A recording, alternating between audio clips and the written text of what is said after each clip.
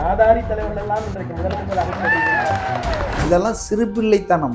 மக்கள் நம்மளை விட புத்திசாலிங்க. உதயநிதியோ ராஜாவோ என்ன சப்பக்கட்டு கட்டினாலும் ஆல் செட் அண்ட் டன் எது உண்மைனா 9 வருஷமா மெகா கூட்டணி, கெட்டியான கூட்டணி, உறுதியான கூட்டணின்னு சொன்ன அந்த கூட்டணி சுக்குநூறா ஆயிடுச்சு.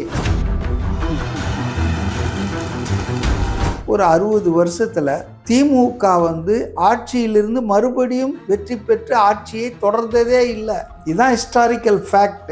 அப்போ அங்கே தேடாதீங்க, மக்கள் மனசில் பதிந்து இருக்கிறான். அது என்னை மக்களிடம் போய் தேடுங்கள்னு சட்டமன்றத்துல தேடாதீங்க. ஆமா, மக்களிடம் தேடுங்கன்னா குளத்தூர்லயும் மக்கள் தானே இருந்தாங்க. நீங்க முதலமைச்சரா ஆகணும்னு நீங்க மறுபடியும் உங்களை எம்எல்ஏவை கூட ஆக்க விடாம பண்ணிட்டாங்க. அவங்க மக்கள் தானே.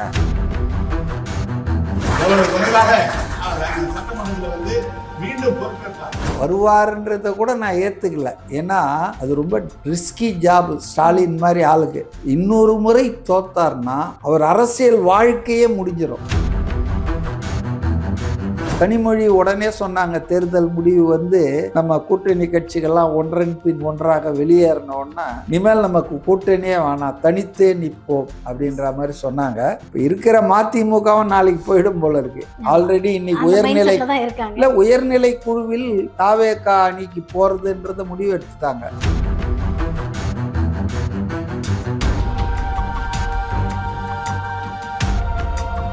கிரெடிட் கார்டு ஓவர் டியூவா, மல்டிபிள் இஎம்ஐ ஸ்ட்ரெஸ். இனி ஒரே இஎம்ஐல ஈஸியா மேனேஜ் பண்ணலாம். Power of one EMI. Sir வணக்கம் சார். வணக்கம். என்ன சார், தமிழ்நாடு அரசியல் களம் ஒரு பக்கம் பரபரப்பா போகுதுன்னு பார்த்தா பல மாற்றங்கள். இதுல சட்டமன்றத்துக்குள்ளேயே போராட்டம் பல்வேறு மாதிரி வெடிக்க ஆரம்பிச்சிருச்சு. வெளியில பலர் அதாவது நம்ம என்ன வார்த்தை பயன்படுத்துறோன்றது கூட தெரியாத அளவுக்கு பயன்படுத்த ஆரம்பிச்சிட்டாங்க. இது தமிழக அரசியல் களத்துல நடந்த மாற்றமா, இல்ல ஆட்சி மாற்றத்தை ஏற்றுக்க முடியாத அளவுக்கு இந்த மாதிரி தரம் தாழ்ந்து பேச ஆரம்பிச்சிட்டாங்களா?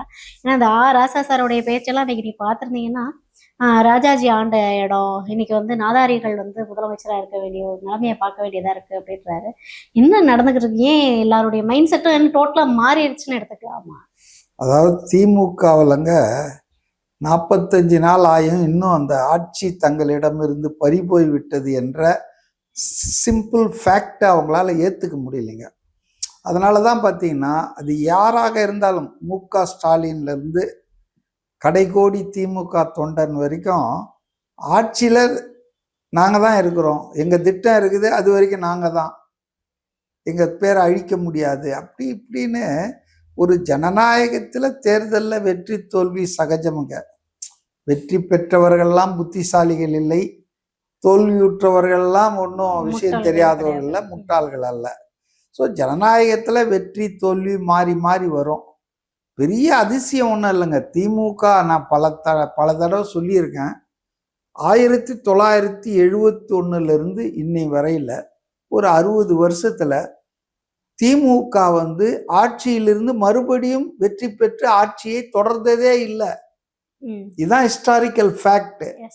திமுக என்ற கட்சி ஒரே ஒரு முறைதான் அதனுடைய என்டையர் 75 வருஷ வரலாற்றுல ஆட்சியில இருந்து திரும்ப வந்தது. அதாவது 69 அண்ணா மறைவுக்கு பிறகு கருணாநிதி ஆட்சிக்கு வந்தாரு, முதல்வராக வந்தாரு. 71 உடனடியாக தேர்தலை அவர் சந்தித்தார். 2 வருஷம்தான். அதனால அப்ப ஜெயிச்சாங்க. 69னா 67 நடந்த தேர்தல் அண்ணா 2 வருஷம் இருந்து அவர் மறைந்துட்டார். ஸோ 69 இவர் முதல்வர் ஆகிறாரு. 2 வருஷத்துலயே எலெக்ஷன் வந்துடுது. அதாவது முன்கூட்டியே 1 வருஷத்துக்கு முன்கூட்டியே 5 வருஷத்துக்கு வர்றதுக்கு முன்னாலேயே தேர்தலை அவர் அறிவிச்சு நடத்தினார். அந்த ஒரே ஒரு பீரியட்ல தான் திமுக ஆட்சியிலிருந்து திரும்பவும் ஆட்சியை தக்க வைத்து கொண்டது. அதுக்கப்புறம் இந்த 60 வருஷத்துல எப்போவாது திமுக ஆட்சியில இருந்து வெற்றி பெற்று இருக்கிறதா? இல்லை. என்னவோ வரலாற்றிலேயே எதுவும் நடக்காத மாதிரியும், புதுசா இப்பதான் அவங்க தோத்துட்டா மாதிரியும் இவங்க பண்ற பில்டப்புங்களெல்லாம் பார்த்தா, நான் தேர்தலுக்கு முன்னாலே சொன்னேன், ஹிஸ்டாரிக்கல் ஃபேக்ட் என்னன்னா bad omen. South African team final வரைக்கும் போய் ஜெயிக்காது. அது மாதிரி திமுக ஒரு முறை கூட ரிப்பீட் பர்ஃபார்மன்ஸ் கொடுத்தது இல்லை. 5 வருஷம் அது ஆட்சியில் இருந்து ஒருத்தர் முதல்வராக இருந்து திரும்ப அவர் முதல்வராக இருந்த சரித்திரமே கிடையாது. கருணாநிதி வந்தது 71ல், அவர் 2 வருஷம் தான் முதல்வராக இருந்தார். 5 வருஷம் இருந்திருந்தாருன்னா அப்பவே கூட ஜெயிச்சிருக்க மாட்டார். அதனால இது ஒரு அவங்களுக்கு வாளாயுதமான ஒன்று தான், அவங்களுக்கு வழக்கமாக ஃபேஸ் பண்ணுற ஒன்று தான்.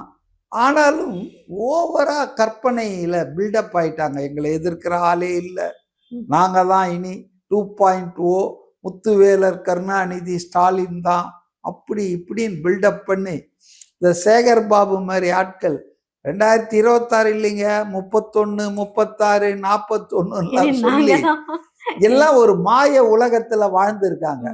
நாம தான் மாப்பிள்ளை, பையன், அப்பா எல்லாரும் ஒரு மாய உலகத்துல வாழ்ந்துருக்காங்க. அது மே மாசம் 4ஆம் தேதி உடஞ்சி தூளாகி யதார்த்தத்துக்கு வந்த உடனே அவங்களுக்கு ஒன்றும் புரியல. அதாவது எப்படி இதெல்லாம் நடந்ததுன்னு. இதான் நடந்துட்டு இருக்குது திமுகவுக்கு 60 வருஷமா. It is not a surprise. அவங்க நினைச்சிட்டு இருந்தாங்க நம்ம தான் ஜெயிக்க போறோம், 200 தொகுதியில ஜெயிக்க போறோம், 210ல் ஜெயிக்க போறோம், அப்படி 234 ஜெயிப்போம்னு சொல்லி ஸ்டாலினே சொன்னாருங்க. அப்ப எந்த அளவுக்கு மாய உலகத்துல யதார்த்தத்துல மக்கள் கிட்ட இருந்து இல்லாம இன்னைக்கு சொல்றார், என்னை மக்களிடம் போய் தேடுங்கள்னு. சட்டமன்றத்துல தேடாதீங்க. ஆமா, மக்களிடம் தேடுங்கன்னா குளத்தூர்லயும் மக்கள் தானே இருந்தாங்க.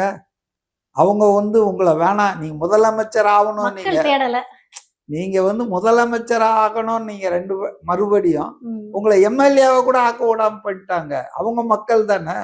அதனால என்னவோ பிதற்றுகிறார்கள். சுத்த தமிழ்ல சொல்லணும்னா உளறுகிறாள்னா கூட கொஞ்சம் டேமேஜிங்கா இருக்கும். ஆராசாலிருந்து, கனிமொழியிலிருந்து, உதயநிதியிலிருந்து, அந்த ஸ்டாலின் எல்லாருமே KN நேரு நேத்து வளர்றாரு பாருங்க. திருச்சி கிழக்குல அப்படிலாம் சொல்ல அவர் என்ன சொல்றாருன்னா, MK ஸ்டாலின் அவர்கள் மீண்டும் சட்டமன்றத்துக்குள் வருவார், பொறுப்பேற்பார். வருவார்ன்றத கூட நான் ஏத்துக்கல. ஏன்னா அது ரொம்ப ரிஸ்கி ஜாப் ஸ்டாலின் மாதிரி ஆளுக்கு. இன்னொரு முறை தோத்தார்னா அவர் அரசியல் வாழ்க்கையே முடிஞ்சிடும். அந்த கேம்பிளிங்க்கு அவர் தயாராக மாட்டாருன்னு தான் நான் நினைக்கிறேன். மக்கள் தீர்ப்புக்கு எதிராக போய் இன்னொரு தொகுதியில் போய் நின்று ஒரு தொகுதியில் தோக்கடிச்சாங்க, இந்த தொகுதியில் ஏமாத்திலாம் நின்னாருன்னா, இந்த தொகுதியிலையும் தோத்தாருன்னா அவருடைய அரசியலே அஸ்தமிச்சு போயிடும். அதனால அந்த ரிஸ்க் அவர் எடுப்பார்னு நினைக்கல. சரி, அது ஏதோ அவர் சொல்ற மாதிரி, நேரு சொல்ற மாதிரி அவர் சட்டமன்றத்துக்குள்ள வர்றதாவே வச்சுக்கோ. பொறுப்பேற்பார்னா என்ன? முதலமைச்சர் பொறுப்பேற்றுவாரா? எதிர்கட்சி தலைவரா மாத்தவங்களா இருக்கும் சார். பொறுப்பு எடுப்பது என்பது எதிர்கட்சி தலைவர் இல்லைங்க. பொறுப்புனா மாநிலத்துல அப்படிலாம் நம்ம எடுத்துக்க முடியாது. அதாவது அவர் ஆட்சிக்கு பொறுப்பு எடுப்பார், ஆட்சியில பொறுப்பா வரன்னு தான் சொல்றாங்க. இன்னும் அவங்க அந்த கன உலகத்துல இருந்து வராம இது ஒளறல்னு சொல்றதா பிதற்றல்னு சொல்றதா தெரியல. ஆனா என்னுடைய கருத்து என்னன்னா, இன்னும் ஒரு 20-25 வருஷத்துக்கு விஜய் அசைக்க முடியாதுங்க. விஜய் தான் இருக்க போறாரு, இல்லை தாவேக்கா தான் ஆட்சியில் இருக்க போகுது. அதனால இவங்கெல்லாம் என்ன ஆக போறாங்கன்னு தெரியல. அதுவும் இந்த ஊழல் வழக்குகள், இந்த விசாரணைகள் அம்பலமாய் பார்ட்டி ஃபண்டுனா என்னன்னு கேட்டார் உதயநிதி. இப்ப எல்லா பக்கமும் பார்ட்டி ஃபண்ட் வசூல் பண்ணியிருக்காங்கன்னு மின்சாரத்துறை அமைச்சர் அவர் ஒரு வெள்ளை அறிக்கை கொடுக்குறாரு. அதுல பார்ட்டி ஃபண்டுன்னு கோடானு கோடி, பல 100 கோடி சாப்பிட்ருக்காங்க. ஸோ ஏண்டா இப்ப இந்த ஆளை இதெல்லாம் கேட்டோன்னு வருந்த போறாங்க. விஜய் அடிக்கடி சொல்லுவாரு, ஏண்டா விஜயை தொட்டோன்னு வருந்த போறீங்கன்னு சொன்னார். ஞாபகம் இருக்கா? தேர்தலுக்கு முன்னால. அதனால திமுக ரொம்ப நெருக்கடியில இருக்கு. இப்ப எந்த அளவுக்குன்னா, கனிமொழி உடனே சொன்னாங்க, தேர்தல் முடிவு நம்ம கூட்டணி கட்சிகள்லாம் ஒன்றன் பின் ஒன்றாக வெளியேறினோன்னா இனிமேல் நமக்கு கூட்டணியே வேணாம், தனித்தே நிற்போம் அப்படின்ற மாதிரி சொன்னாங்க. அதுக்கப்புறம் நிறைய பேர் ஆமா நம்ம தனியா நிக்கணும் அப்படின்னு சொல்லி சொன்னாங்க. இப்ப இருக்கிற மதிமுகவும் நாளைக்கு போயிடும் போல இருக்கு. ஆல்ரெடி இன்னைக்கு உயர்நிலை குழுவில் தாவேகா அணிக்கு போறதுன்றத முடிவு எடுத்துட்டாங்க. நாளைக்கு பொதுக்குழுவில் அதை ராட்டிஃபை பண்ண போறாங்க. இன்னைக்கு உயர்நிலை குழுல அந்த ஒரு எம்எல்ஏ கூட நான் ரிஜெக்ட் பண்ண போறேன்ற மாதிரி இண்டிகேட் பண்ணிட்டாரு. 2இல் 1 காணும், இன்னொருத்தர் வரவே இல்லை கூட்டத்துக்கு. அவர் என்ன பண்ணுவார், சீர்காழி எம்எல்ஏன்னு நினைக்கிறேன். அதனால இன்னைக்கு வந்து அவங்களுக்கு மிகப்பெரிய நெருக்கடிங்க. கூட்டணி இல்லாமல் திமுக தன் அரசியலில் வரலாற்றில் போட்டி போட்டதே இல்லை. அப்புறம் எங்க இருந்து ஜெயிச்சதா? போட்டி போட்டதே இல்லை. ஒரே ஒரு முறை 1977 திமுக 2ஆ உடைஞ்சு அதிமுகலாம் ஃபார்ம் ஆனப்போ எமர்ஜென்சிக்கு அப்புறம் இந்த நடந்த தேர்தலில் திமுக தனித்து போட்டியிட்டது. அதான் ஒன் அண்ட் ஒன்லி அக்கேஷன் 1977. அப்போதான் திமுக தூக்கி எறியப்பட்டது.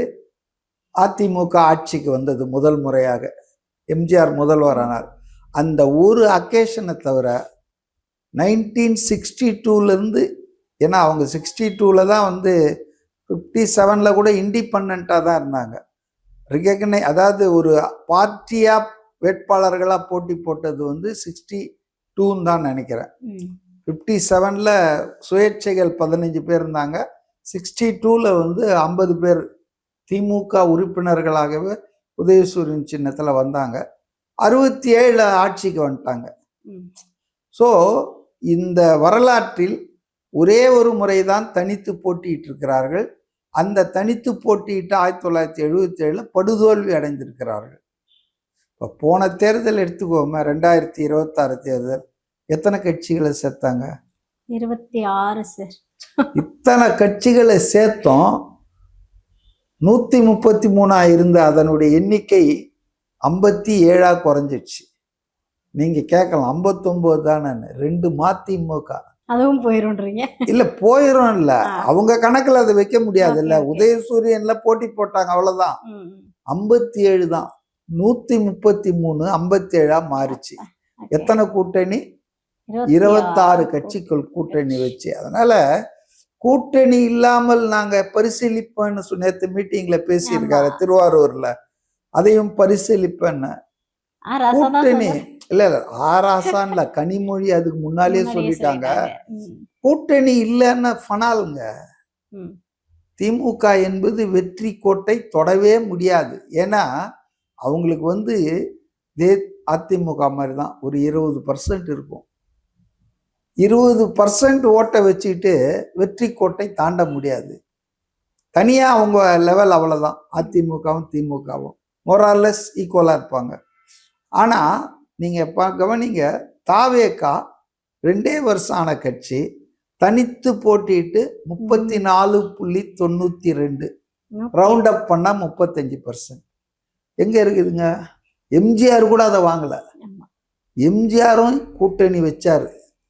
அவர் வந்து 77 தேர்தலில் முதல் முறையா சட்டமன்ற தேர்தலை சந்தித்த போது 3-4 கட்சிகள் எனக்கு நல்லா நினைவு இருக்கு. கம்யூனிஸ்ட் கட்சியும் இருந்தது, சிபிஐ. அப்போ கூட்டணி வச்சு அவர் கண்டெஸ்ட் பண்ணி ஜெயிச்சாரு. அவருக்கு வந்து அறுதி பெரும்பான்மை கிடைச்சது 77. ஆனால் வாக்கு சதவீதம் 33% தான். அப்போ இன்னைக்கு விஜய் அவருக்கு அறுதி பெரும்பான்மை கிடைக்கல, 118 கிடைக்கல. ஆனால் தனித்து நின்று, எம்ஜிஆர் கூட தனித்து நிக்கல. அந்த 33ல் 3-4% கூட்டணியை கழிச்சா இவருக்கு 29% தான். ஆனால் விஜய் அவர்கள் தாவேகால தனித்து நின்று 35% ஓட்டு வாங்கியிருக்காரு. ஸோ அதனால இந்த சூழ்நிலையில திமுகலாம் தனித்து நின்னாங்கன்னு வச்சுங்க, கையை சுட்டுக்குவாங்க. அவங்க கவலையே என்னன்னா ஒவ்வொரு கட்சியும் கூட்டணியிலேருந்து போகுதுன்றது தான் அவங்க கவலை. கடைசி நேரத்தில் தானேங்க தேமுதிகவை தூக்கி போட்டாங்க. இருக்கிறது போதாது, பத்தலைன்றதுக்காக தானே கூடுதலாகவும் சேர்த்தாங்க. அப்போ கூட்டணி இல்லாம தனியா பண்ணணும் அப்படி இப்படின்னா அந்த பிரசவ வைராக்கியம் மாதிரி அதெல்லாம் அவங்களால தேர்தலை சந்திக்கவே முடியாது. இல்ல, எனக்கு இதுல ஒரு சந்தேகம் இருக்கு. சொல்லுங்க. என்னன்னா திமுகல இருந்து திமுக தலைவரா இருந்த ஸ்டாலின் அவர்கள் தான் வந்து நாங்க வந்து ஆட்சி அமைக்கட்டும்னு எல்லா கட்சிகளையும் கூட்டணி கட்சிகளையும் அனுப்பி வச்சோம். இப்போ வந்துட்டு நாங்க வந்து அனுப்பல, எல்லாரும் போயிட்டாங்கன்னு சொல்றதுல என்ன நியாயம் இருக்கு? அதாவது அவங்களுக்கு அதான் புத்தி பிறந்து போச்சு. மென்டலா தே லாஸ்ட் தர் பேலன்ஸ் தான் நான் நினைக்கிறேன். ஏன்னா அந்த கூட்டணி கட்சிகள் சுயேட்சானவை. கம்யூனிஸ்ட் கட்சிகள், விடுதலை சிறுத்தைகள், முஸ்லீம் லீக், இவங்கெல்லாம் வந்து திமுக தலைமையேற்கும் ஒரு அரசியல் கூட்டணியில ரொம்ப காலமா இருந்தாங்க, ஒரு 9-10 வருஷமா. முஸ்லீம் லீக் 60 வருஷமா இருந்தது. புரியுதுங்களா? அதாவது காயிதே மில்லத்துன்னு சொல்லி முஸ்லீம் லீகுடைய பிரதான தலைவர், பாப்புலர் லீடர், அவரு காலத்துல அண்ணாதுரை இருந்தப்பெல்லாம் முஸ்லீம் லீக் திமுகவோட இருந்திருக்கு. மற்ற கட்சிகள்லாம் கூட பார்த்தீங்கன்னா ஆன் அண்ட் ஆஃப் அதிமுகவுக்கு போவாங்க. காங்கிரஸ் உள்பட விசிகா, கம்யூனிஸ்டுகள் கூட மாறி மாறி தான் வந்து கூட்டணி இருந்திருக்காங்க. முஸ்லீம் லீக் தான் ஒரு குறிப்பிட்ட காலம் தவிர, அதாவது திமுக பாஜக அணியில் இருந்த போது மட்டும்தான் அது கூட்டணியில் இல்லை. மற்ற எல்லா நேரங்களிலும் கூட்டணியில் இருந்திருக்கு. அப்போ வந்து பார்த்தீங்கன்னா என்ன பேசினாங்க இந்த கூட்டணி கட்சிகள் போகும்போதுன்னா, உதயநிதி என்ன சொன்னார்னா எனக்கு சிரிப்பு தான் வந்தது. இல்லை கூட்டணி கட்சி தலைவர்கள்லாம் நம்ம கழக தலைவர்கிட்ட வந்து அனுமதி பெற்று அப்ரூவல் பெற்று தான் போயிருக்காங்க. ஏன்னா இவர் ஹெட்லார்க்கு, இவர்கிட்ட ஏங்க அவங்கெல்லாம் சுயேட்சான கட்சிகள்ங்க, யாரோட கூட்டணி வைக்கணும்னு அவங்க கட்சி தான் தீர்மானிக்கும். அத இந்த ஒரு சாதாரண அறிவு கூட இல்லை, அரசியல் அறிவு. நான் வேற அறிவை சொல்ல, அரசியல் அறிவு ஞானம் இல்லாமல் இல்லை அவங்கெல்லாம் வந்து தலைவர், கழக தலைவர்கிட்ட வந்து அனுமதி பெற்று அப்ரூவல் வாங்கிட்டு தான் போனாங்கன்னு இவர் சொன்னாரு. யாரு? உதயநிதி. பாருங்க. ஆனா அதே சமயத்துல துணை பொதுச் செயலாளர் ராஜா என்ன சொல்றாருன்னா, கல்யாணம் பண்ணவனை கணவனை விட்டுட்டு போயிட்டு வேற ஆளுக்கு போயிட்டாங்க, சுகம் பானன்றாரு. இது ரெண்டுல ஏதாவது ஒண்ணுதானே உண்மையா இருக்க முடியும்? ராஜா சொல்றதுதான் உண்மை. கூட்டணியை விட்டு கூட்டணி கட்சிகள் வெளியேறிவிட்டன மாறிய சூழ்நிலையில், அவ்வளவுதான். ஆனா அது ஏதோ தங்களுக்கு அவமானமா இருக்கும்னு உதயநிதி ஒரு பில்டப் கொடுத்தாருல. இல்லை, தலைவர்கிட்ட வந்து தலைவர் அனுமதி பெற்று அப்ரூவல் பண்ணி ஹெட் ஆபீஸ்ல அப்ரூவல் வந்த பிறகுதான் போனாங்க. சொல்ல முடியும் எங்கனாலதான் வந்து ஆட்சி அமைச்சாங்கன்னு. அதாவதுங்க இதெல்லாம் சிறுபிள்ளைத்தனம். மக்கள் நம்மளை விட புத்திசாலிங்க. they know the politics, they see the politics every day. அதுவும் இப்ப அதிகமா பார்க்கறாங்க. எல்லாருக்கும் எல்லாம் தெரியுதுங்க. அதனால உதயநிதியோ ராஜாவோ என்ன சப்பக்கட்டு கட்டினாலும் ஆல் செட் அண்ட் டன், எது உண்மைனா 9 வருஷமா மெகா கூட்டணி, கெட்டியான கூட்டணி, உறுதியான கூட்டணின்னு சொன்ன அந்த கூட்டணி சுக்குநூறா ஆயிடுச்சு மே 4ஆம் தேதிக்கு அப்புறம்ன்றதுதான் உண்மை, யதார்த்தம். அதை புரிஞ்சுக்கணும். நாங்க தான் அனுப்பிச்சு வச்சோம், எங்களுடைய ஆதரவுல தான். உடனே எடப்பாடி திமுக 2 பேர் கட்சி ஆதரவு 2 பொய்க்கால் அப்படின்னு அவரு ஒரு பக்கம். அவருக்கு உண்மையிலே கால் இருக்குதான்னு தெரியல. அதனால கூட்டணி என்பதுங்க இல்லாமல் திமுகவின் எதிர்காலம் சூன்யம்ங்க. அவங்க தனியா போறோங்கிறலாம் சும்மா பேசுறாங்கல்ல, அதெல்லாம் செய்யவே மாட்டாங்க. அவங்களுக்கு வந்து தெரியும் தங்கள் சக்தி என்ன, பலம் என்ன தெரியும். சொல்ல போனால் எது நடக்கலாம் நான் நினைக்கிறேன்னா, திமுகவும் அதிமுகவும் திராவிட கட்சிகள் சொல்லி ஒன்னா சேராது, மெர்ஜ் ஆகாது. தே மே ஸ்ட்ரைக் அன் அலையன்ஸ். எதை மே 4ஆம் தேதி ட்ரை பண்ணாங்களோ ரகசியமா, அதை வந்து பப்ளிக்கா செய்யக்கூடிய வாய்ப்பு இருக்கும். நான் தப்புன்னு சொல்ல மாட்டேன்.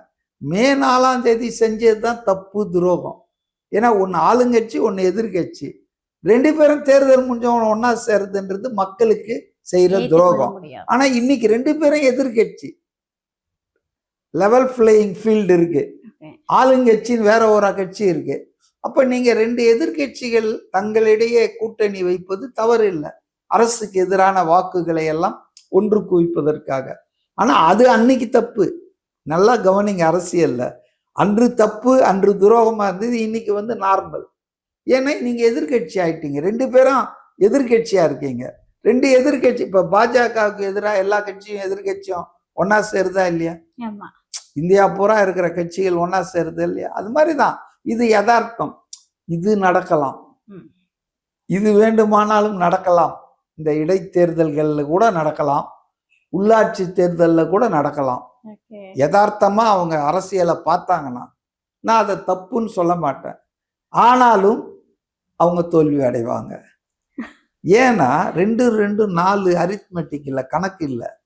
நீங்க 2 பேரும் சேர்ந்தீங்கன்னா ஒரு 2 பேர் வெளியே போயிடும். திமுக எதிர்ப்புலயே இருக்கிற அதிமுக காரன் இதுல இணைய மாட்டான். அதிமுக எதிர்ப்புல இருக்கிற திமுக காரன் இதுல இணைய மாட்டான். அப்ப நீங்க 2 பேர் சேருவீங்க, ஆனா உங்க 2 பேர்கிட்ட இருந்து ஒருத்தர் பிரிஞ்சு போய் வெளியே போயிடுவாங்க. கண்டிப்பா இன்னைக்கு வந்து அந்த எதிர்ப்புனால தானே சார் பலர் வெளியில போயிட்டு இருக்காங்க அதிமுகல இருந்து. You are right. அதாவது நான் வந்து இதுக்கு வந்து எடப்பாடி பழனிசாமியினுடைய முட்டாள்தனமும் பதவி மோகமும் தான் காரணம்னு சொல்லுவேன். ஒரு சின்ன இதை சொல்றேன், குட்டி ஸ்டோரிலாம் நான் சொல்ல போறது இல்லை, நடந்த விஷயத்த சொல்றேன். அதாவது மே 4ஆம் தேதிக்கு முன்னால செப்டம்பர் 27 இல்ல ஏப்ரல் 23 தானே தேர்தல்.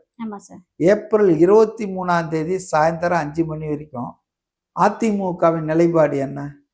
திமுகவை வீழ்த்த வேண்டும், அதிகாரத்திலிருந்து அகற்ற வேண்டும், அதிமுக ஆட்சிக்கு வர வேண்டும்.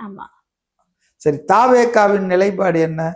திமுகவை அகற்ற வேண்டும், ஆட்சியிலிருந்து அகற்ற வேண்டும், நாங்க வந்து ஜெயிச்சு ஆட்சி அமைக்கணும், இதானே?